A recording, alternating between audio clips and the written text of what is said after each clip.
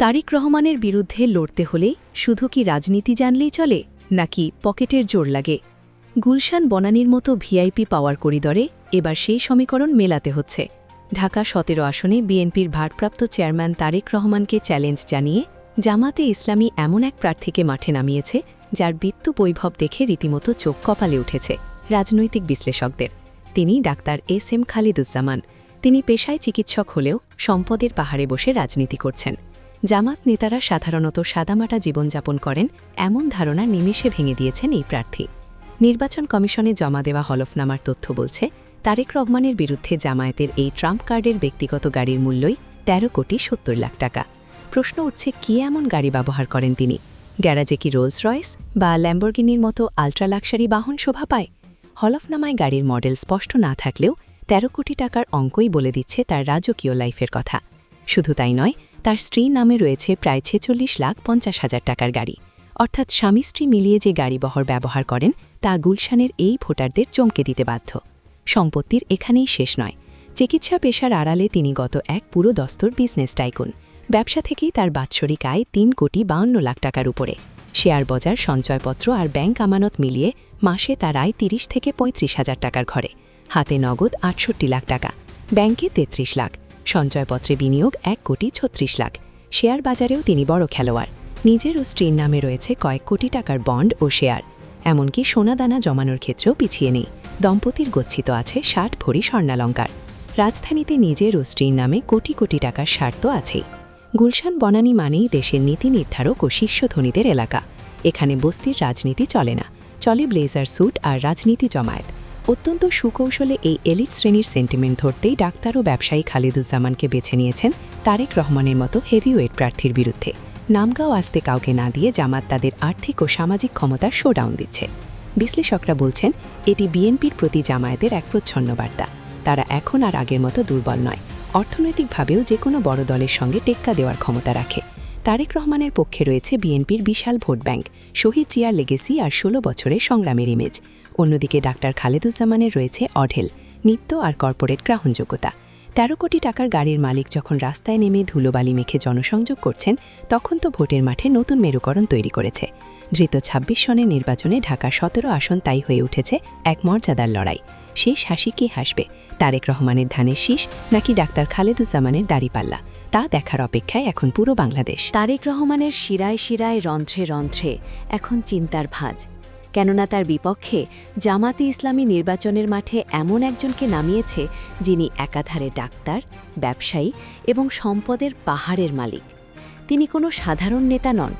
গুলশান বনানীর মতো ভিআইপি এলাকায় বিএনপির ভারপ্রাপ্ত চেয়ারম্যান তারেক রহমানকে সরাসরি চ্যালেঞ্জ জানাতে সক্ষম তিনি চ্যালেঞ্জ করে বলছেন, রাষ্ট্রে আমার অবদানের ৫০% নেই। তারেক রহমানের ঢাকা ১৭ আসনে জামাতে ইসলামী যে প্রার্থীকে বেছে নিয়েছে তার গাড়ির দামই ১৩ কোটি টাকা, যার বছরে আয় শুধুমাত্র ব্যবসা থেকে ৩.৫ কোটি টাকার উপরে। কে এই ডক্টর এস.এম. খালিদুজ্জামান?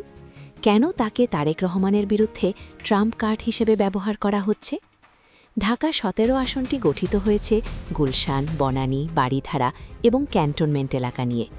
অর্থাৎ এটি দেশের সবচেয়ে ধনী এবং এলিট শ্রেণীর মানুষদের এলাকা। এখানে বস্তির রাজনীতি চলে না, এখানে চলে ব্লেজার স্যুটের রাজনীতি। বিএনপি যখন এই আসনে তাদের সর্বোচ্চ নেতা তারেক রহমানকে প্রার্থী করেছে, তখন সবাই ভেবেছিল জামাত হয়তো এখানে ছাড় দেবে।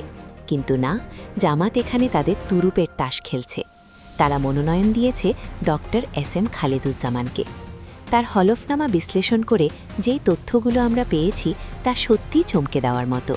ডক্টর খালেদুজ্জামান পেশায় একজন চিকিৎসক হলেও তার মূল পেশা কিন্তু একজন সফল ব্যবসায়ী। হলফনামা বলছে, ব্যবসা থেকেই তার বাৎসরিক আয় ৩.৫ কোটি টাকা। একজন রাজনীতিবিদের বছরে ৩.৫ কোটি টাকা আয়, তাও আবার কালো টাকার নয়, এটা কিন্তু চারটিখানি কথা নয়। এর বাইরে শেয়ার বাজার, সঞ্চয়পত্র এবং ব্যাংক আমানত থেকে তিনি বছরে প্রায় ১২ লক্ষ টাকা আয় করেন বলে অনেক তথ্যসূত্র থেকে জানা গেছে। অর্থাৎ মাসে তার আয় ৩০ থেকে ৩৫ লক্ষ টাকা। তবে আয়ের চেয়েও বড় চমকটি লুকিয়ে আছে তার সম্পদের বিবরণে। এই হলফনামায় একটি তথ্য রীতিমতো সোশ্যাল মিডিয়ায় ভাইরাল হয়ে গেছে। ডক্টর খালেদুজ্জামান উল্লেখ করেছেন তার নিজের নামে গাড়ির মূল্য 13,70,00,000 টাকা। এই অঙ্কটাই বলে দেয় যে তিনি কোন লেভেলে লাইফস্টাইল মেনটেন করেন।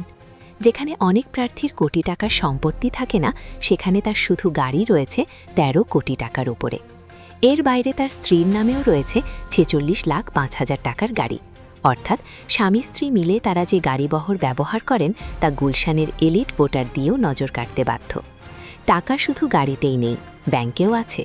ডাক্তার খালেদুজ্জামান হাতে নগদ অর্থ আছে 68 লাখ টাকার বেশি, ব্যাংকে জমা আছে 33 লাখ টাকা, আর সঞ্চয়পত্রে বিনিয়োগ আছে 1,36,00,000 টাকার উপরে।